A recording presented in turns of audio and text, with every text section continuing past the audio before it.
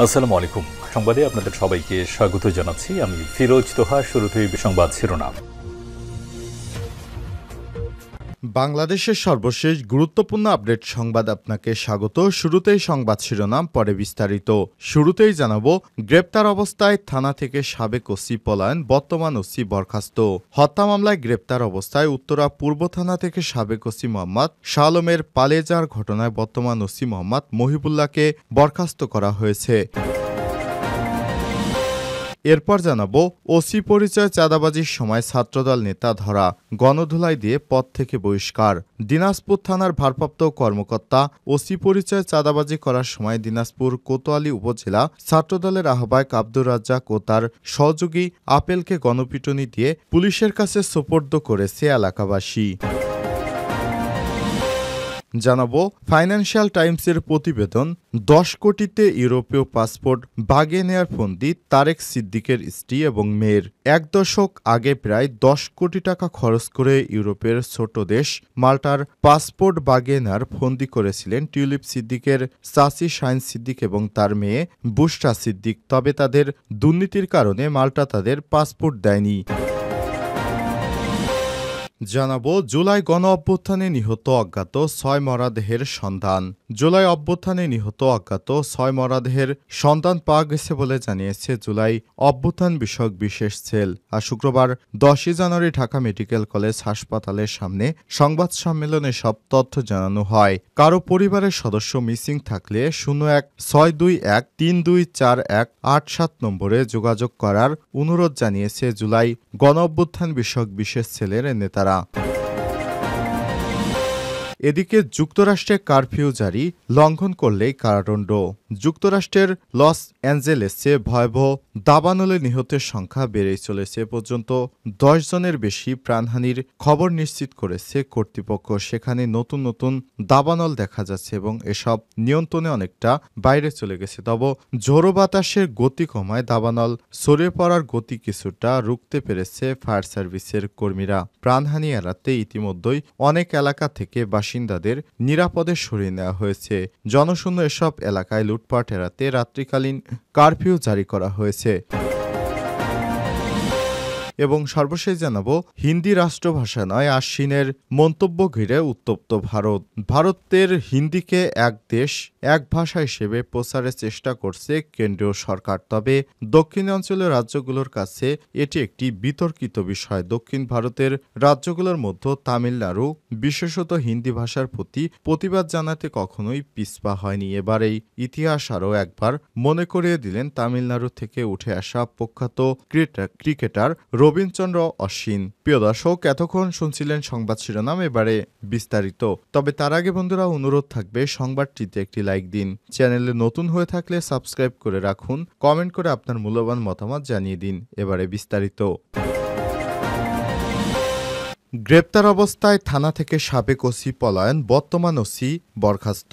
হত্যা মামলায় গ্রেপ্তার অবস্থায় উত্তরা পূর্ব থানার সাবেক ওসি মোহাম্মদ শাহ আলমের পালিয়ে যাওয়ার ঘটনায় বর্তমান ওসি মোহাম্মদ মহিবুল্লাহকে সাময়িক বরখাস্ত করা হয়েছে। শুক্রবার 10 জানুয়ারি থেকে তাকে সাময়িক বরখাস্ত করে পুলিশ লাইন্সে সংযুক্ত করা হয়েছে। ডিএমপির মিডিয়া সেন্টারের উপপুলিশ কমিশনার তালেবুর রহমান বিষয়টি নিশ্চিত করেছেন। এর আগে বৃহস্পতিবার 9 জানুয়ারি উত্তরা পূর্ব থানা থেকে বৈষম্যবিরোধী ছাত্র আন্দোলনে গ্রেপ্তার হওয়া হত্যা মামলার আসামি ও উত্তরা পূর্ব থানার সাবেক ওসি শাহ আলম থানা থেকে পালিয়ে যায়। পুলিশ জানায়, বৃহস্পতিবার 8 জানুয়ারি রাতে 12টার দিকে সাবেক ওসি শাহ আলমকে গ্রেপ্তার করা হয়। বৃহস্পতিবার দুপুরের পর তাকে আদালতে তোলার কথা ছিল। তবে এর আগেই দুপুর 12টার দিকে উত্তরা পূর্ব থানা থেকে পালিয়ে যায় শাহ আলম। এই ঘটনায় সাবেক ওসি শাহ আলমকে গ্রেপ্তারে সারা দেশে রেড অ্যালার্ট জারি করা হয়েছে বলে জানিয়েছে উত্তরা বিভাগের উপপুলিশ কমিশনার ডিসি রওনক জাহান। ওসির পরিচয় চাঁদাবাজির সময় ছাত্রদল নেতা ধরা, গণধুলাই দিয়ে পদ থেকে বহিষ্কার।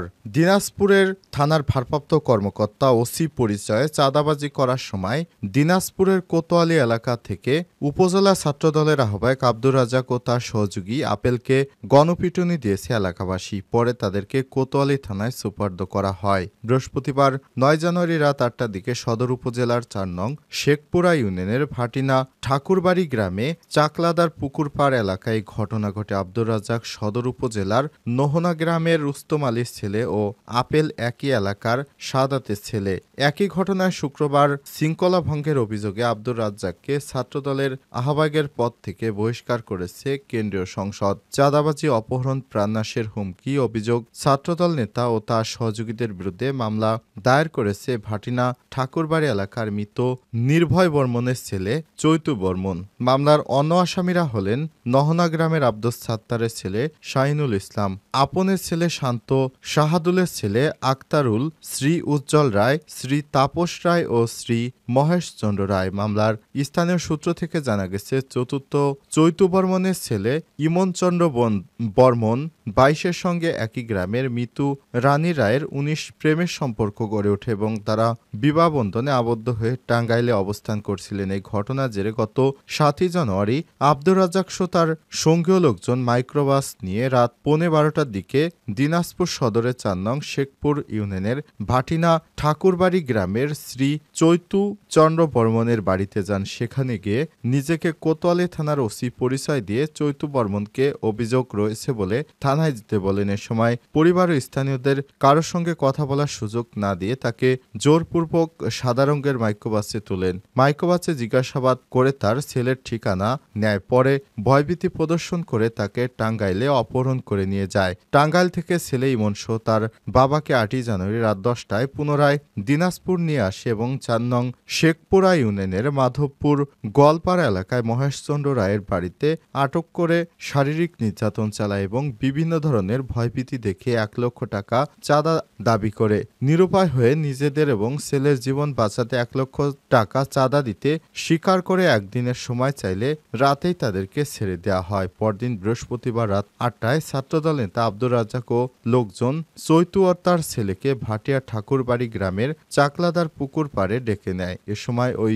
চাঁদার টাকা দাবি এবং মিথ্যা মামলায় ফাঁসানোর ভয়ভীতি দেখায়। পরে স্থানীয়দের সন্দেহ হলে তারা এগিয়ে আসে। এক পর্যায়ে আব্দুর রাজ্জাক সহ অন্যরা পালিয়ে যাওয়ার চেষ্টা করলে বিক্ষুব্ধ এলাকাবাসী তাদেরকে আটক করে গণধুলাই দেয়। পরে তারা জাতীয় জরুরি সেবা 999-এ কল দিয়ে পুলিশের কাছে সোপর্দ করা হয়। এ ব্যাপারে কোতোয়ালি থানার ভারপ্রাপ্ত কর্মকর্তা ওসি মতিউর রহমান বলেছেন, বিক্ষুব্ধ জনতার কাছ থেকে আব্দুর রাজ্জাক ও আপেলকে নিয়ে আসা হয়েছে, তাদের বিরুদ্ধে মামলা হয়েছে। এদিকে ছাত্রদল নেতা আব্দুর রাজ্জাককে সদর উপজেলা ছাত্রদলের আহ্বায়ক পদ থেকে বহিষ্কার করেছে বাংলাদেশ জাতীয়তাবাদী ছাত্রদলের কেন্দ্রীয় কমিটি। শুক্রবার কেন্দ্রীয় সংসদের এক প্রেস বিজ্ঞপ্তিতে এই বিষয়টি জানানো হয়।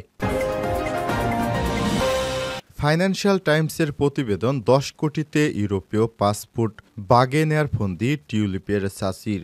1 দশক আগে প্রায় 10 কোটি টাকা খরচ করে ইউরোপের ছোট্ট দেশ মাল্টার পাসপোর্ট বাগে নেয়ার ফন্দি করেছিল টিউলিপ সিদ্দিকের চাচি শাহিন সিদ্দিক এবং তার চাচাতো বোন বুশরা সিদ্দিক। তবে তাদের পাসপোর্ট দেওয়া হয়নি। শাহিন সিদ্দিকের স্বামী হলেন তারিক জামিল সিদ্দিক, যিনি ক্ষমতাচ্যুত এবং ভারতে পালিয়ে যাওয়া প্রধানমন্ত্রী শেখ হাসিনার নিরাপত্তা বিষয়ক উপদেষ্টা ছিলেন। এই ঘটনায় 2 বছর আগে 2013 সালে শুধুমাত্র নিজেদের জন্য মাল্টার পাসপোর্ট আবেদন করেছিলেন তারিক জামিল সিদ্দিক। তবে অর্থ পাচার ও দুর্নীতির, প্রতারণা ও ঘুষ নেওয়ার অভিযোগে তাকে পাসপোর্ট দেওয়া হয়নি। ফাঁস হওয়া নথির বরাতে শুক্রবার 10ই জানুয়ারি প্রকাশিত প্রতিবেদন জানিয়েছে সংবাদ মাধ্যম ফাইন্যান্সিয়াল টাইমস। ওই সময় বিনিয়োগের মাধ্যমে মাল্টার পাসপোর্ট দেওয়ার কাজটি করল হ্যানলি অ্যান্ড পার্টনার্স।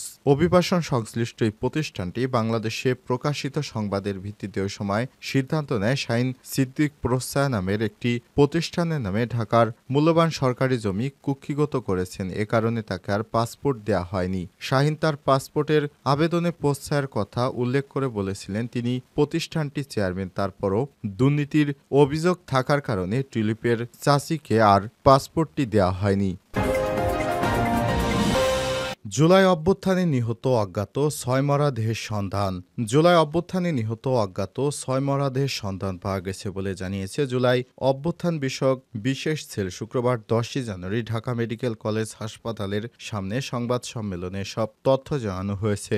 সংবাদ সম্মেলনে বক্তারা জানান, অনুসন্ধান ঢাকা মেডিকেলে গণ অভ্যুত্থানে নিহত অশনাক্ত 6টি মরদেহ আছে বলে জানতে পারে জুলাই গণ অভ্যুত্থান বিষয়ক বিশেষ সেল। তারা আরও জানান, সকালে সেলের একটি টিম এ বিষয়ে বিস্তারিত তথ্য জানিয়েছে। মর্গে থাকা মরদেহদের মধ্যে রয়েছে অজ্ঞাতনামা পুরুষ বয়স 20, অজ্ঞাতনামা পুরুষ বয়স 25, অজ্ঞাতনামা পুরুষ বয়স 22, অজ্ঞাতনামা মহিলা 32, অজ্ঞাতনামা পুরুষ 30 ও এনামুল 25। জুলাই গণঅভ্যুত্থান বিষয়ক বিশেষ সেলের নেতারা জানান, মরদেহগুলি ডিএনএ পরিহিত আলামত সংগ্রহ করা হয়েছে। এই মুহূর্তে মরদেহগুলো ঢাকা মেডিকেল কলেজ ফরেনসিক হিমাগারে রক্ষিত আছে। কারো পরিবারের সদস্য মিসিং থাকলে 01621324187 এই নম্বরে যোগাযোগ করার অনুরোধ জানিয়েছে জুলাই গণঅভ্যুত্থান বিষয়ক বিশেষ সেলের নেতারা। নাম্বারটি আমি আবার বলছি, 01621324187।